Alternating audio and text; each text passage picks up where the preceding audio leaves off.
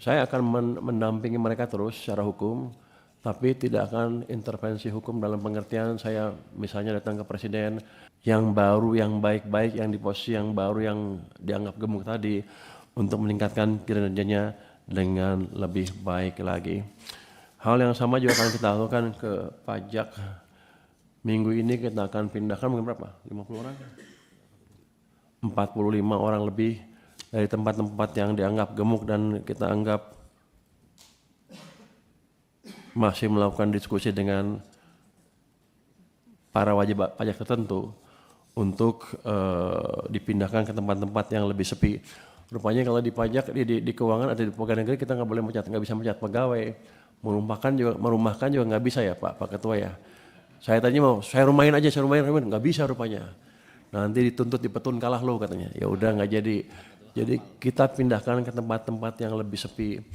Dan yang bagus-bagus kita tempatkan tempat yang lebih baik supaya mereka atau ada perbaikan di tempat kita. Ini shock terapi kita pindahkan sebanyak ini belum pernah selama ini ya. Paling biasanya 1, 2, 3. Nah, kita juga lihat mungkin hari ini ada yang di OTT oleh di Banjarmasin dan di sini juga ada masuk ya? Hah?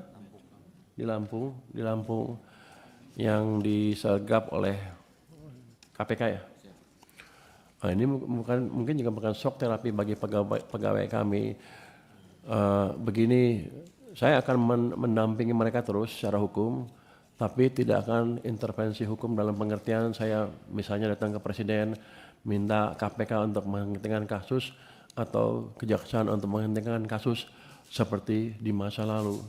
Jadi saya akan bantu, tapi saya akan biarkan proses hukum berjalan seadil-adilnya. Kalau salah ya bersalah, tapi kalau enggak ya jangan di-abuse gitu kira-kira. Tapi kita tidak akan melakukan intervensi hukum. Untuk tadi Pak Misbakun, ini kita jawab umum ya. Strategi restitusi, memang saya pikir restitusi kita kegedean tuh, banyak aneh-aneh ya tuh. Kadang-kadang juga produsen menaikkan cost of COGS-nya terlalu tinggi sehingga marginnya kecil sekali mereka. Padahal di ininya untungnya besar. Ini saya akan pelajari gimana restitusinya. Tahun lalu ketika saya masuk ke pajak, ke keuangan, kita keluarin berapa tadi? 361 triliun. Saya mau berhentiin. Oke, restitusi saya berhentiin karena kita concern terhadap pendapatan dari pajak dan ekonomi yang melambat waktu itu. Hampir semua sudah keluar, tinggal 6 triliun, 7 triliun yang belum dieksekusi. Jadi saya nggak bisa menyelamatkan terlalu banyak tahun lalu dari proses restitusi. Cuman saya agak heran kenapa sekian bulan cepet-cepet banget kayaknya ngabisinnya. Jadi ada yang aneh pasti di situ. Nanti saya akan investigasi. Seiring dengan tadi masukan dari Pak Misbakun, kita akan lihat strategi restitusi yang baik seperti apa. Selama ini katanya seperti otomatis, nggak ada kontrol dari pajak untuk mengecek atau saya pikir terlalu mudah.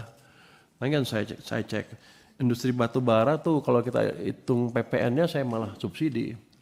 Makanya saya akan coba tutup dengan biaya ekspor keluar batu bara. Tadi dengan penurunan misalnya volume turun, apakah akan kurang? Belum tentu. Kalau orang di pasar tahu volume akan turun, biasanya harganya naik di sana. Untuk barang-barang yang kita mendominasi seperti CPO, harusnya kita tadi siapa yang Pak Didi ya?